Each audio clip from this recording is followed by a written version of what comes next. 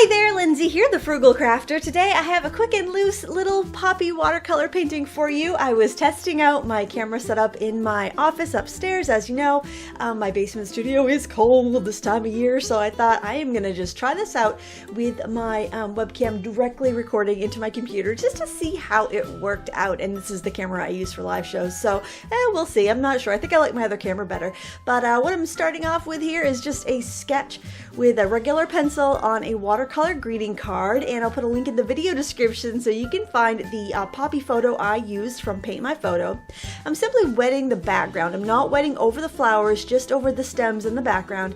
And then I'm using some olive green paint to kind of just go around the flowers, and I'm just letting it flow. I also have some kind of like turquoisey blue paint here, and the paints I'm using, you probably noticed, are a little different than what I normally use.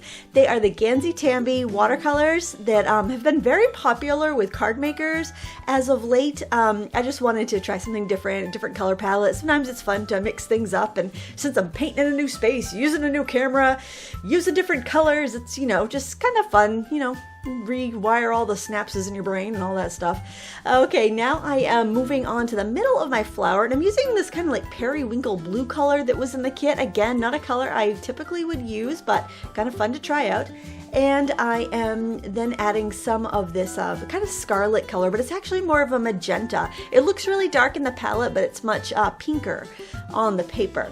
Now, I don't have a mixing space on my palette. You can see I showed you the kind of little liner thing that came with it, but I found it's just a little easier to mix right on my craft mat, which is actually, it looks like the Ranger craft mat, but it's just like an oven liner I picked up at LTD Commodities online. I got a pack of 2 for under $8, and the other one I guess I'll put in the oven since I've never actually cleaned my oven. That probably would be a very good thing for me to do.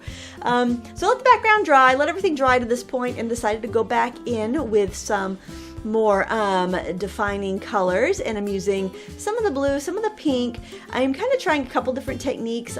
Sometimes I'll just put the paint in and then use a damp brush to spread it. Sometimes I'll wet the petal and just kind of let the paint flow. It's just 2 different ways to get a very similar effect. You can try both ways and see which way you like best. And honestly, I'll use both techniques on one picture because I think just kind of having that a little bit of difference between petals, it just helps make your painting a little more interesting, I think. So don't be afraid to mix and match techniques during a painting. You need to know your full vocabulary as a painter to kind of get the depth of what you're trying to achieve, I guess. Does that make any sense? I don't know. I feel like I'm talking 90 miles a minute as usual.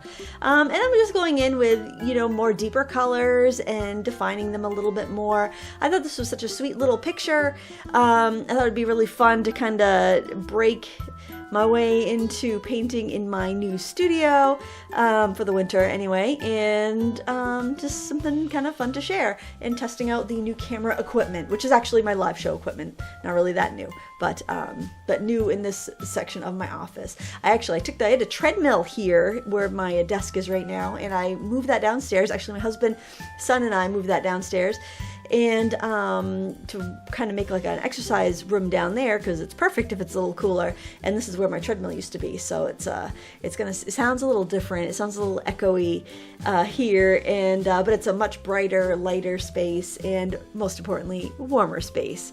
So I'm just kind of putting in some finishing touches. I am using little bits of yellow on some of the petals where I want it to be brighter. I'm using my credit card scraper to put those little papery, crepey kind of lines, just kind of crinkles that the petals have. Nothing works better than that little credit card scraper. And I am flicking on some turquoise paint. I wanted to have a little more turquoise, and then I'm adding that also in the shadow area of my stems and scraping out the little furs that poppy stems have, that kind of fuzziness on the edge, and that's what I was trying to get right there. And that pretty much does it. A little more detail in the center, and that's it. I hope you enjoyed this video, and if so, please give me a thumbs up and subscribe. Thanks so much for watching. Until next time, happy crafting.